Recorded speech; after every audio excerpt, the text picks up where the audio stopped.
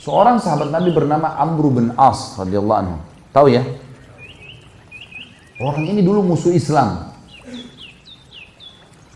Setelah dia masuk Islam 3 bulan, Nabi SAW membentuk pasukan untuk menyerang salah satu suku Arab yang memang dasarnya mau menyerang Madinah. Suku ini suku besar. Amr bin As baru masuk Islam 3 bulan oleh Nabi SAW dijadikan pemimpin perang. Itu menjadi pimpinan perang, komando perang. Dan di dalam pasukan itu ada Abu Bakar, ada Umar, ada Uthman, ada Ali, ada Talha, ada Zubair, ada sahabat-sahabat yang mulia nih. Tapi Nabi SAW tunjuk Amr bin As. Harus dia jadi pemimpin. Dan pimpinan perang teman-teman kalau sudah ditunjuk, nggak boleh dimaksiati. Dia bilang berhenti-berhenti, makan-makan, pulang-pulang, perang-perang. Harus dipatuhi. Ini sabda Nabi SAW, siapa yang mentaati pimpinan yang aku tunjuk, dia taat padaku. Siapa yang maksiat, maka dia maksiat kepadaku.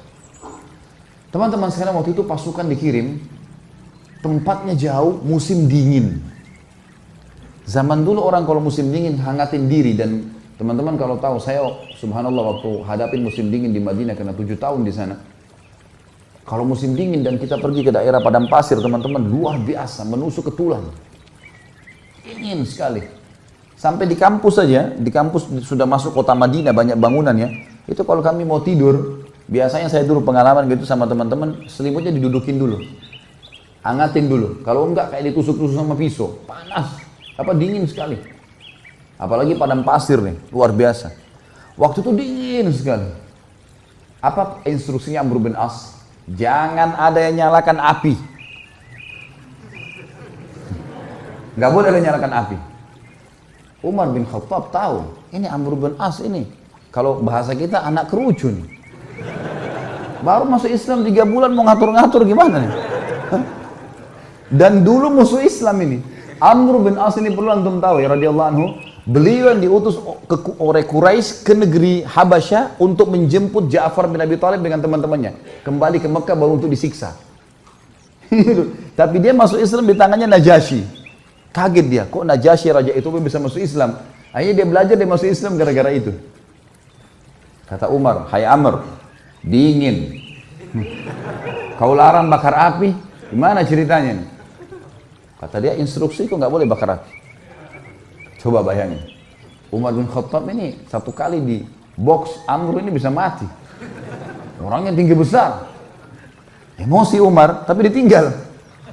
Ke Abu Bakar, ya Abu Bakar, Amr ini nggak, apa ini anak baru kemarin masuk Islam, sudah gini instruksinya gitu. Abu Bakar bijak. Hai Umar, Rasulullah SAW tidak menunjuk dia, sementara ada kau dan ada yang lain-lain kecuali memang dia yang paling pantas. Ikuti dia, berarti mengikuti Rasulullah SAW. Diam, sabar. Umar sabar. Besok pagi, menjelang subuh, pimpinan perang teman-teman, itu dia yang harus jadi imam. Gak boleh orang lain. Ada Abu Bakar, ada Umar, ada Uthman, ada Ali, ini penghafal Quran semua ini. Ulama besar, gak boleh, harus Amr jadi imam. Memang sudah begitu. Hukum syar'inya begitu. Subhanallah, Amr bin As mimpi junub.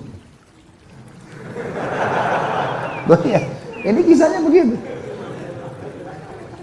Amr bin As mimpi junub. Waktu dia keluar, minta dia bawakan air oleh beberapa pasukannya, gitu kan? Umar tanya, kenapa Amr? Dia bilang, saya junub. Gitu kan? Kemudian waktu dia pegang air, dingin. Kata Amr, saya mau tayammum. Saya mau tayammum. Kata Umar, ada air, nggak bisa tayammum. Kata dia, saya mau tayammum. Ini masalah lain lagi nih. Tadi malam sudah buat orang kedinginan, sekarang ada air, mau tayammum. Ini orang baru masuk Islam, mu'allaf ini. Umar sudah jengkel nih. Abu Bakar lagi. Gimana nih Abu Bakar? Ingat. Ini utusan Rasulullah SAW. Jangan kau bantah. Baiklah. Jadi Amr bin As jadi imam mandi tayammum. Padahal ada air. Ini luar biasa. Ya. Sudah, selesai sholat, kata Amr, saya takbir, serang. Takbir, serang. Memang ternyata pasukan ini, kelompok ini, ya, suku ini jumlahnya kalau mereka nyerang Madinah bisa mengalahin Madinah semuanya. Nanti kan kita tahu alasan-alasan Amr bin As dan bagaimana Nabi SAW membenarkan dia.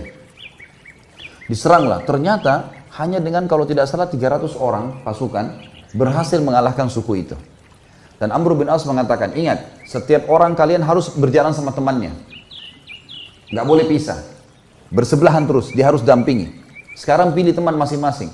Jadi dia 300 orang tuh pilih teman. Selalu berdekatan, serang musuh berdua, nggak boleh pisahin. Jangan tinggalkan temannya kalau dia masih belum selesai duel atau berperang. Itu instruksinya, karena ini malam, gelap. Baik, pergilah ke sana, perang, dan berhasil menang. Kocar kacir nih suku nih. Kocar kacir sukunya, lari semuanya. Para sahabat mengetahui mereka kocar kacir, dengan semangat serang, takbir, kejar. Kata Amr, tunggu. Jangan ada yang nyerang sana. Tunggu di sini. Umar balik lagi. Hai Amr, musuh udah kalah. Tinggal kita kejar, tebas nih. Nggak bisa, instruksi tunggu sini. Tidak boleh kejar musuh. Kumpulin ghanimah yang ada sekarang, pulang Madinah. Tentu sahabat-sahabat yang lain yang didukung siapa kira-kira? Amr atau Umar? Umar. Karena mereka tahu siapa Umar gitu kan. Mereka juga tahu siapa Amr. Pikiran mereka ini Amr ini 3 bulan yang lalu perangin Islam. Ini musuh besarnya Islam ini dulu. Baiklah, pulang pasukan ke Madinah.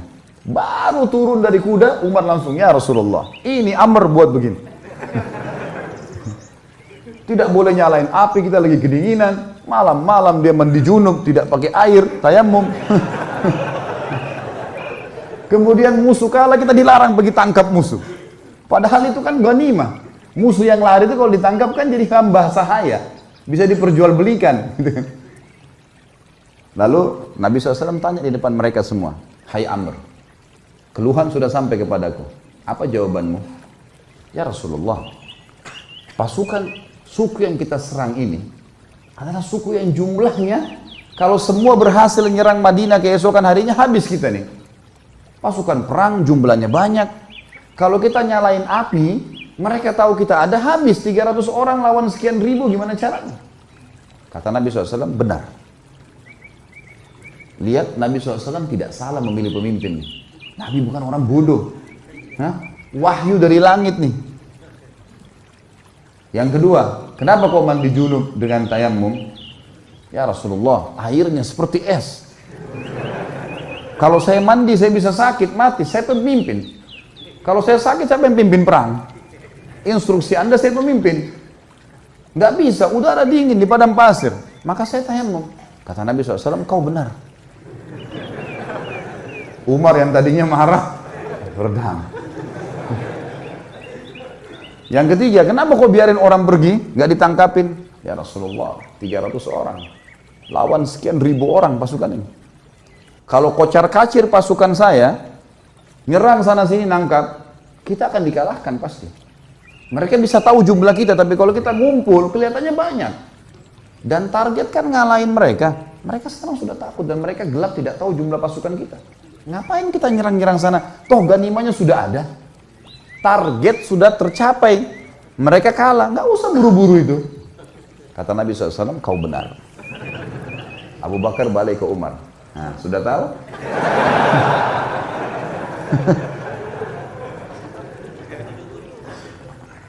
Jadi teman-teman sekalian, jangan sampai terlintas di benak antum kalau Nabi SAW ada yang beliau tidak tahu.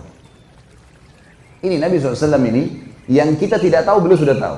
Bukan cuma di sini, di surga sudah diperlihatkan.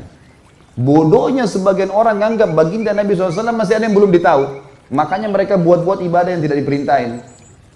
Tangkap nggak poinnya nih? Ini penting sekali. Kalau antum masih melakukan perbuatan bidah yang antum anggap boleh, Berarti antum menganggap Nabi SAW masih ada yang belum diketahui oleh beliau.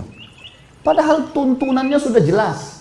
Innal halala bayyin wa innal harama bayyin. Ingat kata Nabi SAW, yang halal sudah jelas, yang haram sudah jelas. Wa bainahuma umurun mushtabihat. Di antaranya ada hal-hal yang samar. Siapa yang menyelamatkan dirinya dari hal yang samar-samar, faqad istabra li dini wa dunyah. Dia telah menyelamatkan kesucian agamanya dan dunianya. Wa man waqa'a fi syubhat faqad waqa'a fil haram. Siapa yang sengaja jurumuskan dirinya pada yang syubhat, haram atau enggak ya? Enggak apa-apa deh. Maka faqad waqa'a fil haram. Dia telah jurumuskan dirinya pada yang haram. Artinya enggak ada tengah-tengahnya. Halal atau haram? Syubhat berarti haram. Jelas agama Allah. Orang yang jerumuskan dirinya pada yang syubhat berarti jerumuskan adalah haram, seperti pengembala domba yang membawa domba-dombanya ke ladang yang luas, rumputnya lebih tinggi dari domba-dombanya, dan dia tidak tahu domba mana yang dicuri oleh serigala. Kita nggak tahu ini halal atau enggak, lalu kita jerumuskan diri. Untuk apa? Jadi agama sudah sempurna, nggak butuh tambahan-tambahan. Banyak hal yang membuat umat Islam sekarang berselisih, teman-teman. Tapi poin intinya kata ulama adalah mereka semua mengaku kembali kepada Al-Quran dan Sunnah. Semua orang liberal pun yang mengatakan Quran harus direvisi, boleh nikah lintas agama, semua orang agama masuk surga. Banyak syubhat yang mereka lemparkan. Mereka juga mengaku kami juga kembali kepada Al-Quran dan Sunnah. Tapi Al-Quran yang tidak sesuai dengan akal kami, tidak relevan, kami ganti. Tolak, harus direvisi. Hadis Nabi yang tidak masuk di akal, seperti lalat yang dicelupkan di air susu kemudian bisa jatuh racunnya, bisa mengobati, tak masuk di akal. Mereka tolak gitu kan. Semua mengaku berlandaskan Al-Quran dan Sunnah. Tetapi yang membuat mereka menyimpang adalah mereka tidak mengikuti pemahaman salaful ummah. Siapa itu? Sahabat. Mereka anggap ngikutin sahabat itu kuno. Di zaman Nabi SAW itu ya zaman Nabi, zaman sekarang beda, harus diubah. Dan itu yang dikembangkan oleh Kemal Atatürk di Turki. Sampai mengatakan ada istilah Islam Arab, Islam Turki, Islam Persia. Sekarang Indonesia kan baru kena penyakit itu, Islam Nusantara. Zaman dulu sudah ada ini. Sampai Kemal Atatürk ganti azan dalam bahasa Turki. Lama-lama azan dalam bahasa daerah kita nih. Diubah semuanya, agama Allah nih. Ini bahaya sekali teman-teman sekalian. Makanya memahami Al-Quran dan Sunnah harus sesuai dengan pemahaman salaful ummah atau sahabat. Pegang baik-baik hadis ini teman-teman. Kalau ini antum jadikan pondasi hidup, pegangan hidup, antum akan selalu aman. Ini jaminan, tiket dari Nabi SAW untuk siapapun yang bersyahadat sampai hari kiamat. Kata beliau, Yahudi terpecah menjadi 71 golongan, Nasrani 72, dan umatku 73. Yang 73 yang dibahas. Semuanya lewat neraka dulu. Nanti masuk surga, tapi lewat neraka dulu. Dibersihin dulu dosa-dosanya. Kecuali satu. Semua kita bertanya siapa satu? Sahabat juga bertanya, Rasulullah siapa yang satu? Masuk surga langsung tanpa hisab deh. Kata Nabi SAW, makana ana alaihi wa ashabi. Yang mengikuti aku dan mengikuti sahabat-sahabatku. Inilah teman-teman yang dikumandangkan oleh teman-teman yang mendakwakan dakwah salafiyah dan dakwah sunnah di Indonesia. Yang selalu dikatakan aliran sesat, aliran keras, wahabilah segala macam. Padahal mengajak kepada perkataan para sahabat dalam memahami Al-Quran dan Sunnah. Karena nggak boleh sembarangan. Al-Quran turun pada zaman mereka. Nabi SAW sebutkan hadis zaman mereka.